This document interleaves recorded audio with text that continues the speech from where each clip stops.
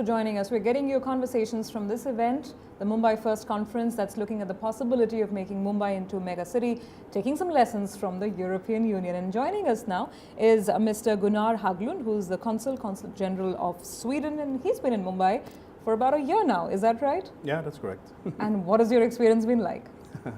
It's a great experience. But that's a diplomat's answer, right? Very different from where I come from.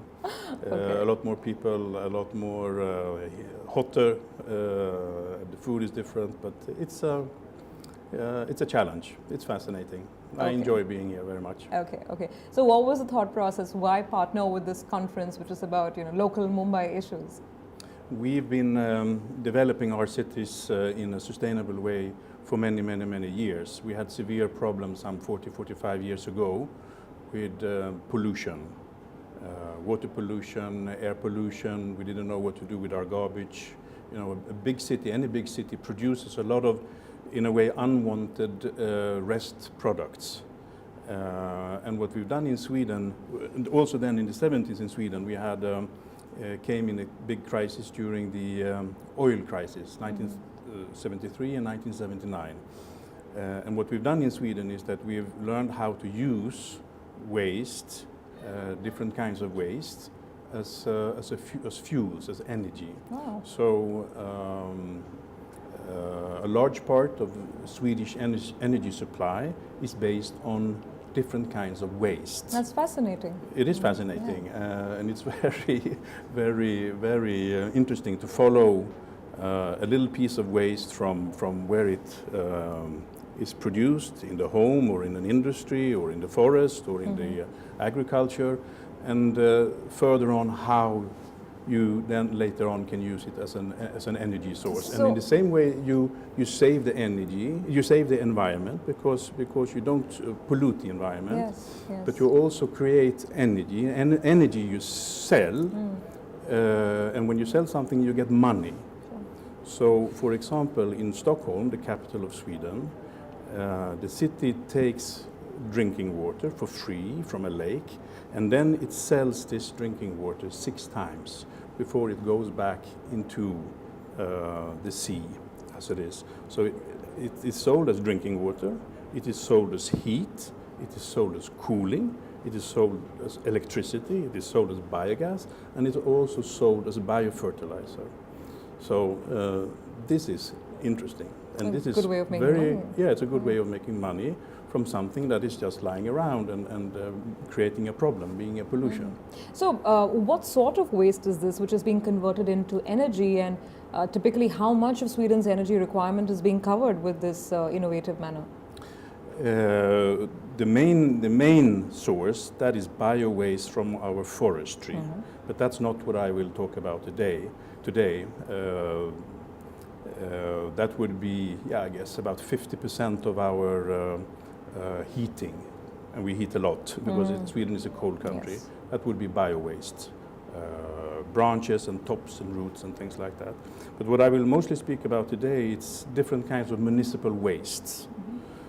And any big Swedish city would have a district heating system. That's a lot of pipes in the ground, distributing heat that is produced in a centrally located combined heat and power plant. So we produce electricity, we produce heat, and sometimes also cooling, and then it's distributed in these pipes all over the city. So in Stockholm, my capital, this district heating, the length of from north to south is about 70 kilometers. So it would be a pipe from Mumbai to halfway to Pune. Wow. Yeah.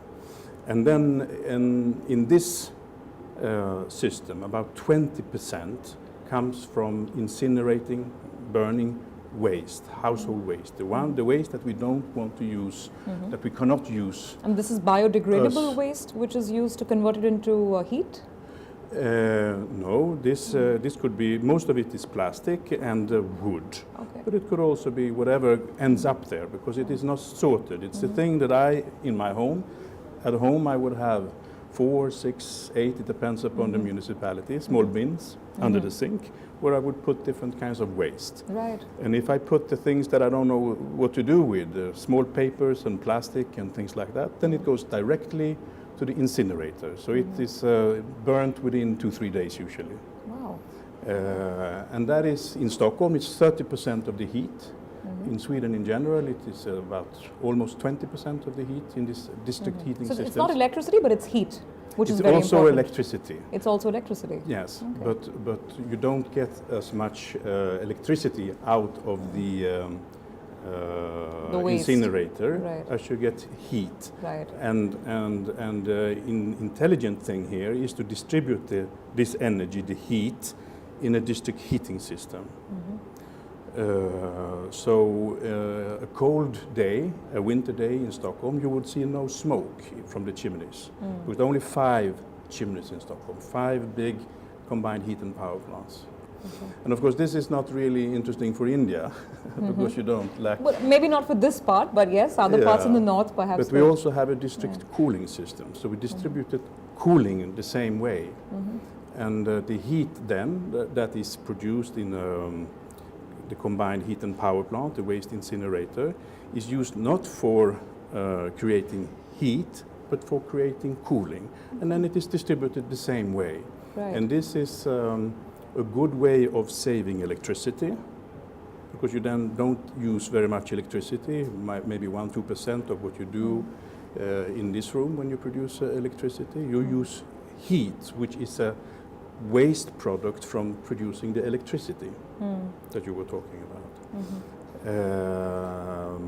So this is a way to care for our resources and to use less, and also to make money. Are these systems expensive to put up, these kind of... These are, any energy system is extremely expensive. And but that's compared why to, let's say, a regular system in which you'd be using a natural resource, whether it's coal or some other form of maybe gas. That's why it's so important to do it the right way.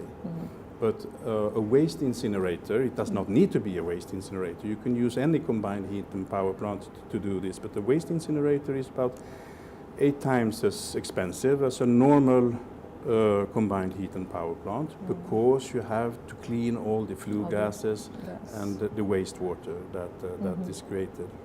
And that's what makes it so expensive, and that's why you have to have a very, very, very smart business plan. For example, selling the heat, the waste heat, as heating in Sweden, maybe as cooling in India, or as a process heat, steam to any industry that needs steam for its production. Lots of food for thought there, and plenty that perhaps Indian cities can also learn out of.